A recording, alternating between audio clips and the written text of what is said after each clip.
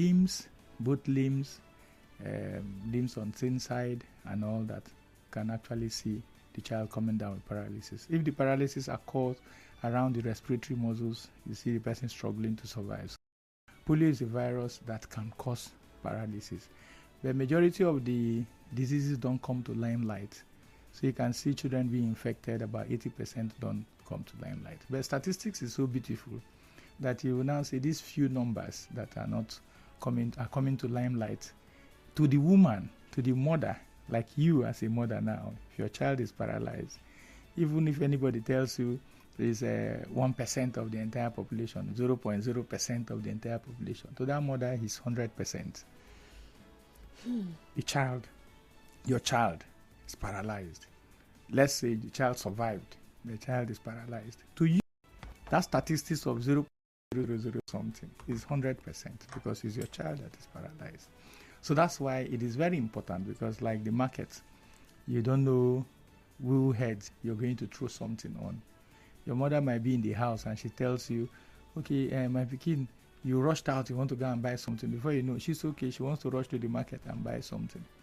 So you now go to the market and throw stone in the mind that your mother is in the house. You might not know that your mother is in the market. So that's how polio is. So every child is very important to us because they are the people who the disease tend to affect more and all that. So. Okay. We'll go on a commercial break shortly, in a matter of seconds, by the way. And when we come back, Dr. Urang will help us understand the peculiarities of this particular virus, like he has said, because now the focus is on children. But I remember seeing videos and pictures back then of adults who had to suffer polio. When we come back, stay tuned to us. Nigeria Info. Right back after this. 360.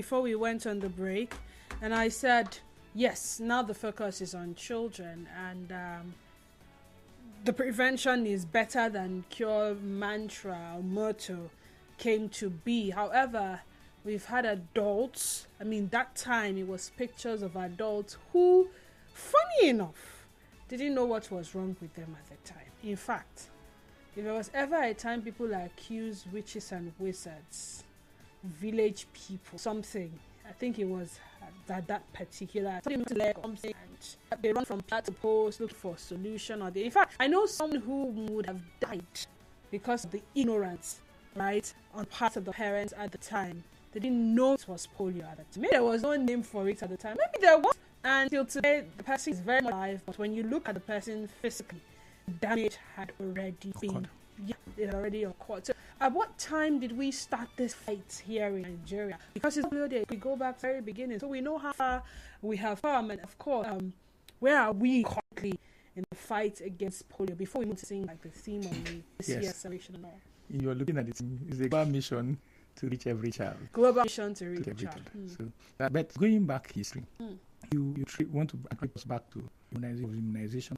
Don't pull you down when it's dead. But let's start when support was errated. That was when the war for that. It's very necessary that we look at diseases in their own character. Polio does not have any other reservoir except humans and the environment. So it means that you're able to take care of the humans. You're going to eradicate polio. It's possible. So the world was able to eradicate smallpox. That was only reservoir in humans. So you're able to prevent the disease from one human to another. Then you'll be able to eradicate that disease. That's what's up the idea of bringing the healthcare system close to the people. And if you actually look at your research too, you hear of the Alma Mater Declaration, giving back the primary care activities to own it. But that way, you're able to prevent these diseases, including vaccine, doing your family planning, and all those other preventive methods, to them and give them back to the people to own it. That's where this idea come up. So for Nigeria, the immunization program has evolved from the National Immunization Program to the SPED program and the rest and all that. So taking a lot of history lane and all that. But today, we're here with nationally they call National Emergency Response. Everything, all the names, is still the same thing. Leave the name, just that is immunization program and trying to reach every child that is eligible. So reaching the adults, obviously, polio does not respect anybody. Whether you're an adult or you're a child, really can affect you. Doesn't respect anybody. But the burden of the disease, where do we get them? It's on the children. Because how do you get the polio? Is usually what we call fecal-oral. When somebody picks something from the ground, put it in his mouth. So will you see adults running in a sewage or in gutters or in playing in muddy environments? It's basically children you're going to see. Most of the adults will have some level of hygiene, washing their food, washing their hands before they eat, but children might not do it. So you see that the burden of the disease will be more in children, except in wide outbreak situations where everybody is at risk, even the adults and so on. So if you look at it classically, who are you going to plan this program for?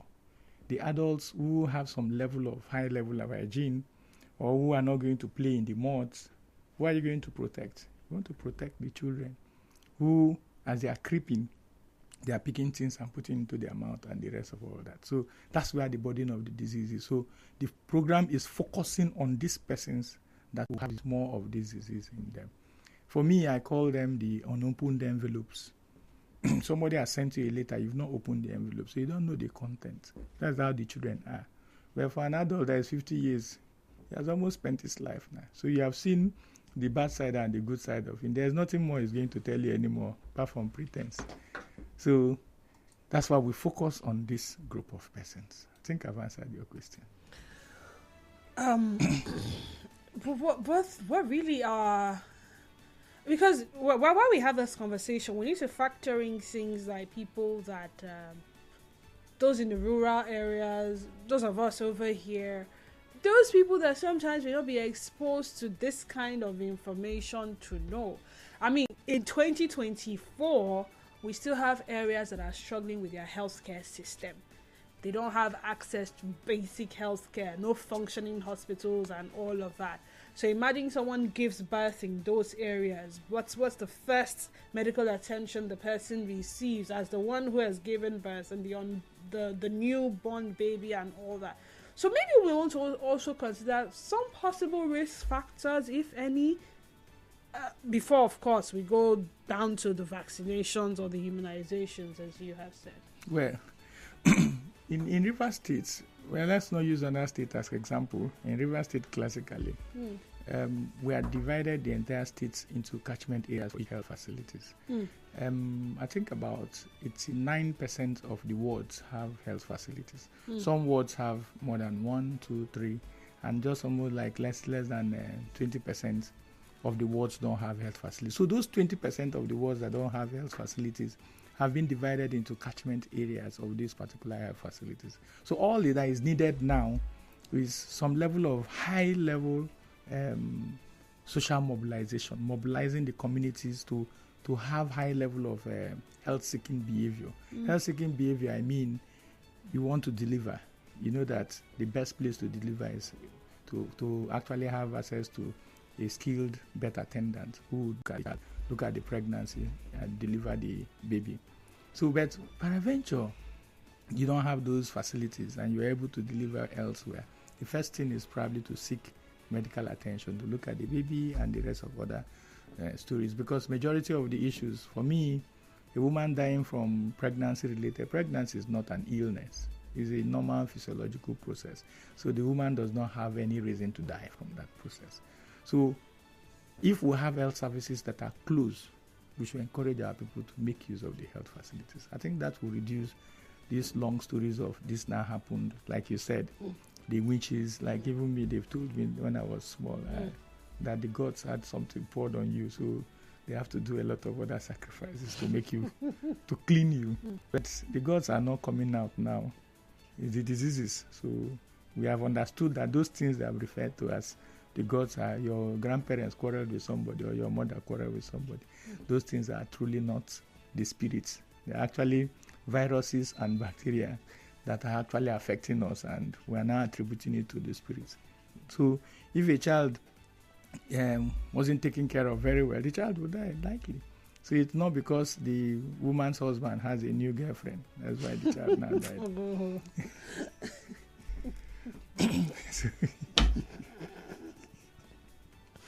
Well, that's Dr. Joseph Urang for you. If you're just joining us, it is Mind, Body and Soul on the sunny side at World Polio Day. And we've been having conversations. And Dr. Urang has been answering questions based on what polio is. He's also mentioned the theme of this year's World Polio Day. I think he just delved a little bit into where we are currently in Rivers State on the fight against polio. What about on the national level? Or maybe you need to, delve more on River State and then take it to the national level. I thought you were talking about the general healthcare system, but let's look polio classically. If you look at polio, how are we going to eradicate polio? Polio has been eradicated in Africa, the African region. So Nigeria was the one holding polio, holding the whole of the African region, because we still had some wild polio in the northern area. For River State, since 2004, we had the last polio case. We've not had polio. So, but we not having polio doesn't mean that we have to lose guard.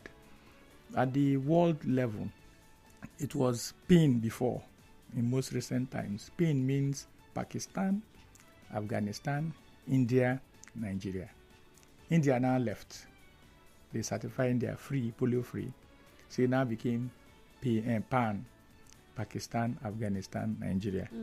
And 3 or 4 years ago, Nigeria was certified, and South Africa was certified polio free. So Nigeria, of course, was certified polio free. So it now remain PA, Pakistan and Afghanistan. Now for polio, once you have any country in the world have polio, we have a global village currently.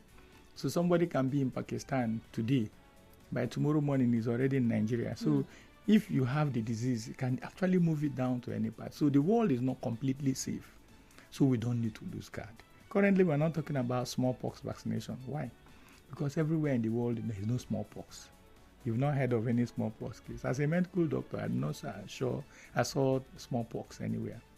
I only read it in the books, but I've never seen a patient with smallpox.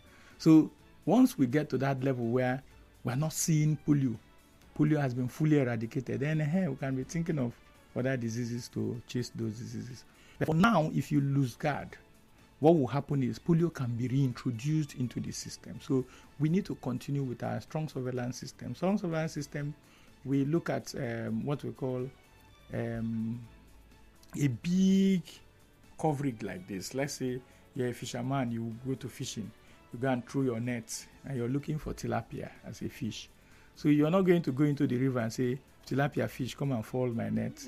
You catch all the fishes around and select them and look at them. So that's what we do for polio. So any person who has acute flaccid paralysis, there's a sudden paralysis on any of the limbs, we take the screw to go and check if actually it's polio, because there are so many other things that can actually cause polio. So when you do that, you can now pick up that. For this period, nobody has seen polio in Nigeria. So that's one side. That's high-level surveillance.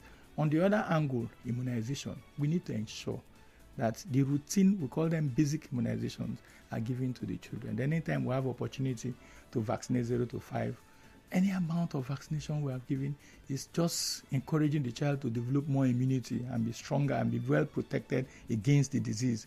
So there's no story of, well, my child has had 5 times, has had 10 times. From birth down to 5 years, the child is supposed to have between 10 and 20 doses and all that, as the case may be. So even if he has more, there's no issue, because it gives us that confidence that this child is going to react and actually have a strong immunity against polio in case polio is introduced.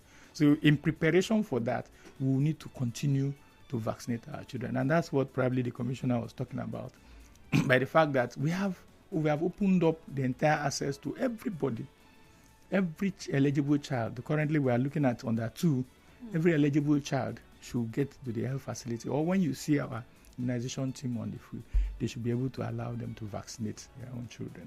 There is no spirit in it. There is no religion in it.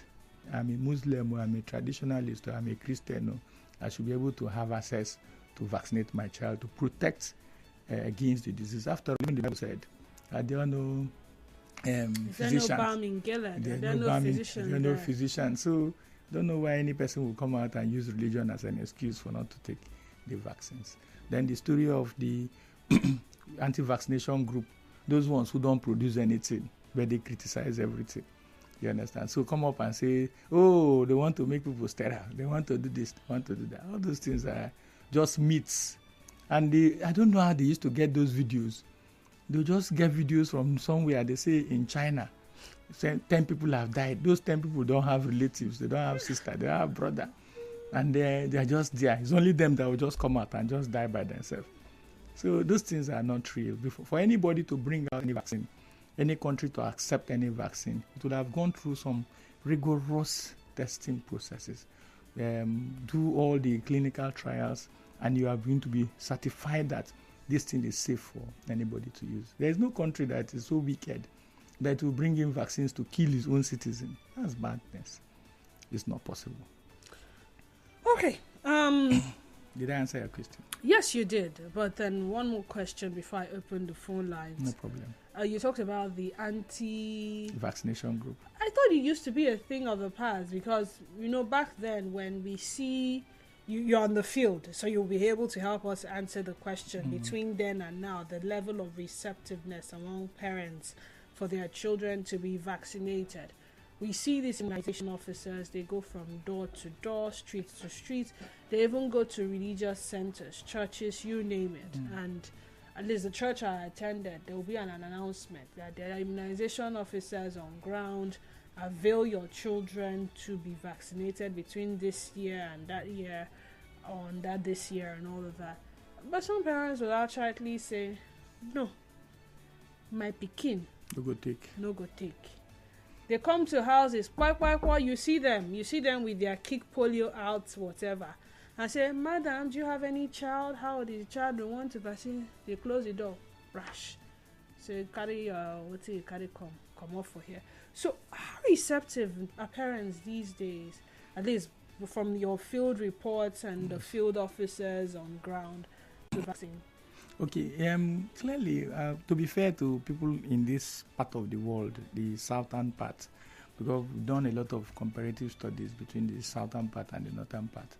I don't know if I would say it's 90%. Let me not exaggerate, but different studies have shown between 80 and 90% receptive in this side compared to the northern part and all that. So, to be fair to us in Rivers State, the acceptance is very high. But there are some few people, like you have said, who feels that anything that is free is fake. And now the madness in the thing is, these private hospitals collect vaccines from us, from the same government pool. And they tell you, though, because we have told them that our vaccines are free. So they find a way to bill the people who assume that the free things are not working. So those ones, some of them don't even have money, that's the truth. Some don't have money, some do. But some are average people like you and me, we are just struggling. But they just have this mentality that free things are not working. So those private hospitals, they just find a way to extract money from them. Tell you to take card there is 10,000. Ordinary card they print that is And they will now use that our free vaccine and still give them your child. So it's not penny wise, pound foolish. Because it's our vaccine they are using. Did they buy vaccine anywhere? Apart from the private vaccines, the routine vaccines on the schedule are our own. So you have some few persons, few pockets of people. Example, there's one we went to Diob on a field during one measles campaign. So the man said, no, we are all Nigerian people. That Nigerian people don't like Biafran people. So they want to vaccinate them with Nigerian vaccine to kill his children that want to come and take over Biafra. I say, sorry, sir. See, the way they suffer, you're suffering. That's the same thing as suffering too. We're all suffering together. But we want your children not to develop this measles. You say, he brought our machete. It's okay. We left him. What we did was to vaccinate children in that yard and left the... Whereas we are going in answer, nobody can die. I say, nobody died now. He said, we should come back. Man came back and vaccinated the children. If I had argued with him now, for don't machete us now, I wouldn't have been here now to talk with you. So there are people like that. Go to some churches, or even this recent campaign we just finished, measles campaign. Go to some school. They'll tell you, oh, the letter did not come quick. Oh, we didn't do this, we didn't do that. The same people, when the child comes down with measles as a disease, or polio, or whatever disease that the child comes down with, you come and be pleading the blood of Jesus. Blood of Jesus is already there for spiritual things. These are physical things that God has given us knowledge to have the vaccine. So we have the vaccines here. People have done a lot of work and it's working. Have you seen measles recently? Have you seen polio recently? Ask yourself. Have you seen whooping cough? Pertussis, a child will cough. Blah, blah, blah, blah. Have you seen meningitis regularly? So because these vaccines are working, that's why you're not seeing the diseases. So if you stop vaccinating, they will come back. So when somebody just stay and see inside Facebook, of course, I don't believe, I look at Facebook for looking purposes. Why? Because if you go to that Facebook and say, Dr. Urang is a bad man, in less than 30 minutes, you see more than 300 shares. Some that have never known me will say, I know that guy is a bad guy. But go and put there that same Facebook and say, Dr. Urang is a good person. 2 hours, no one like. So people just naturally like bad news. They want to hear bad news about you. You just tell, oh, this person has died. They didn't know. Say, he has died. Why won't you die? He's a wicked man. You say, but say, go back and say, this same person is alive. Nobody will answer you. They'll just flip and pass. Sabeg. So why do people like bad news? Is it liking bad news, or is it lack of proper education? I mean, they are not well informed. Why the lack of proper education is not good news? You ask yourself that question now.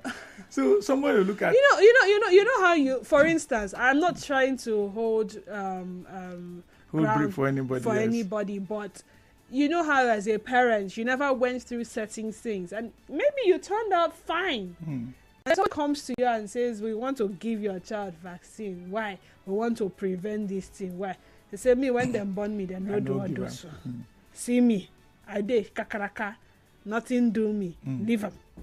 We go. So somebody maybe just needs to speak to them in the language that they understand, so that they know not to be afraid, they know to accept or something. I mean, we're talking polio. I'm sure there's somebody listening that probably is hearing polio for the very first time. Yeah. And understand where you're coming from, but look at it this way, classically. The challenges we have, you're talking to a mother who naturally just survived. Didn't have polio, and she grew up. Yes, it's not everybody that, even if you throw the disease here, some persons will die, some will manage and survive. It's natural. Everybody will not die from that process. But the number of people that would have died is not God that killed them. It's the disease that killed them. It's not devil that killed them. If we had vaccines at that time, more people would have been saved. So not leaving to chance the ones that will survive naturally. Because look at Spanish flu of 1918.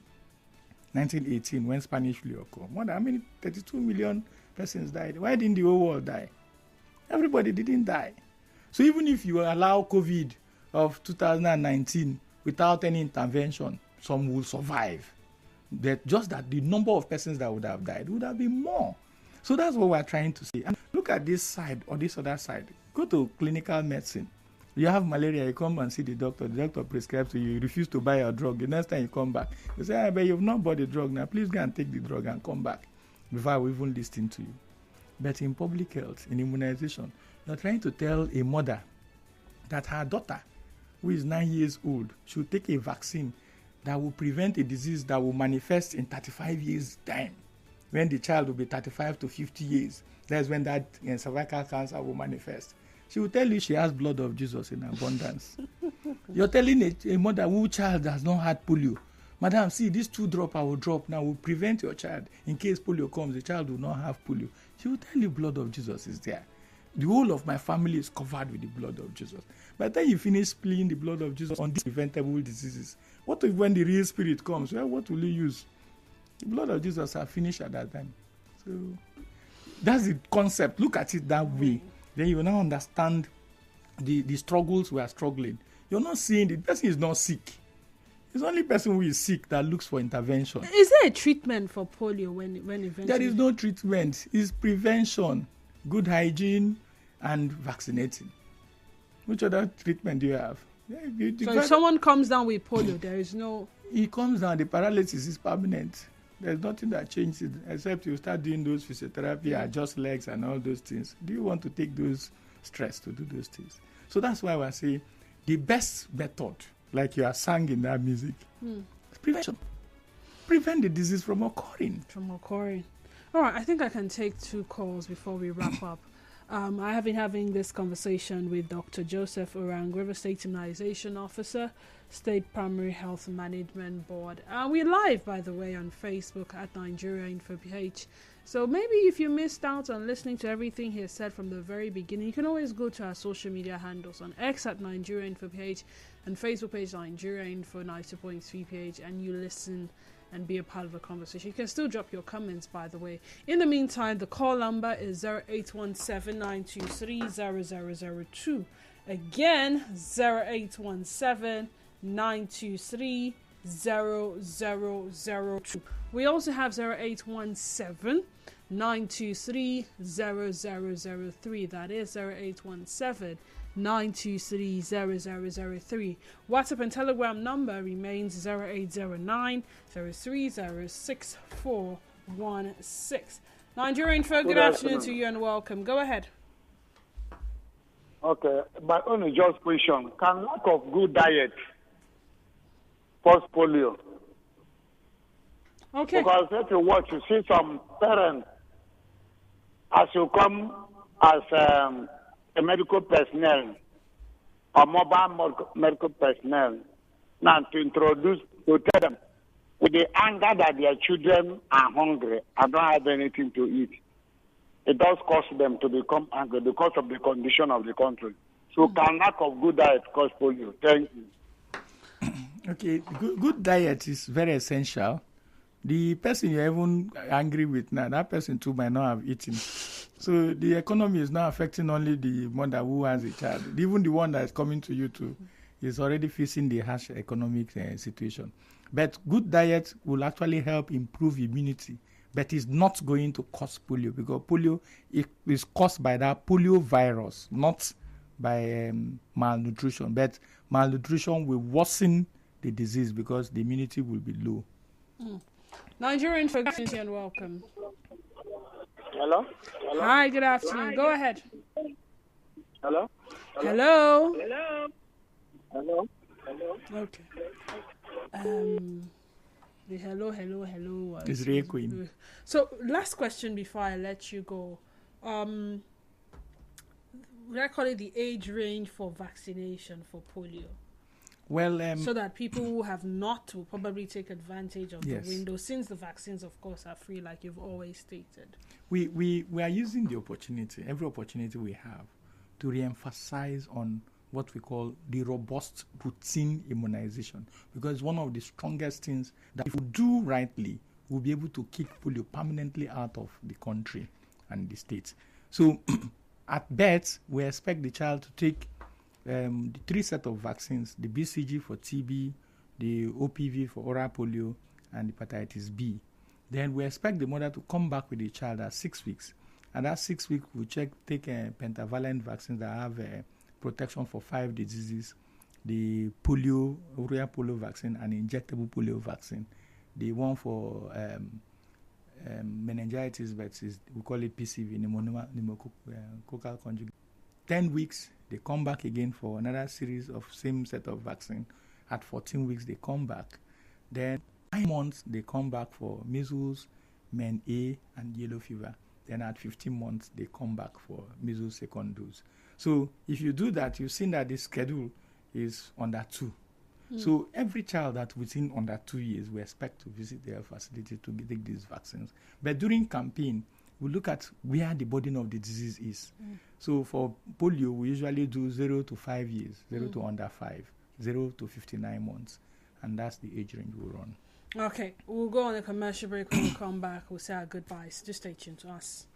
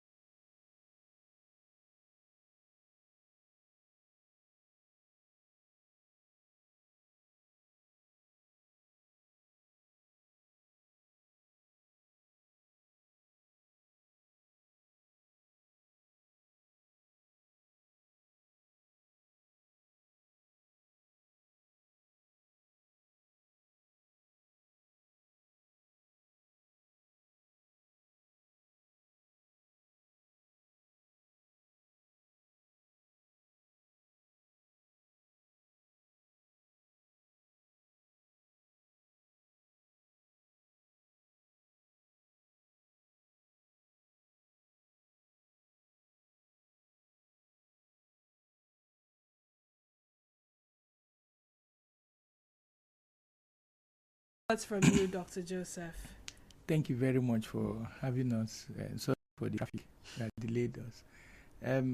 We are encouraging everybody to have good health-seeking behavior. Visit the next available health facility. Those health workers are trained. They are well trained. They are better than the chemist people and the quacks you patronize. So please, we're encouraging everybody to have health-seeking behavior. Ensure your children are vaccinated against vaccine-preventable diseases, not just polio. So make sure all the immunization dates that you are given, you keep to them and get your children vaccinated. If there are any challenges, you can still report back to the health facility. I'm sure they will solve that particular problem. Our immunization is free, absolutely free of charge. Absolutely free of charge. Thank you so much, Dr. Joseph Urang. And thank you, too, for being a part of the conversation. I'll be back here tomorrow on the sunny side. In the meantime, follow us on X at Nigeria Info PH. Facebook page remains Nigeria Info 92.3 PH. On Instagram and Threads at Nigeria Info FM _PH. Follow me on Instagram and on X at _Denise_Dennis. Follow my Facebook page, Denise Dennis, and my Facebook account, Denise Dennis Waller. Rivers Today comes up at 3, and thereafter, Hat Facts with Kalada Koro Batboy. Enjoy the rest of your Thursday. Adios. Apologies.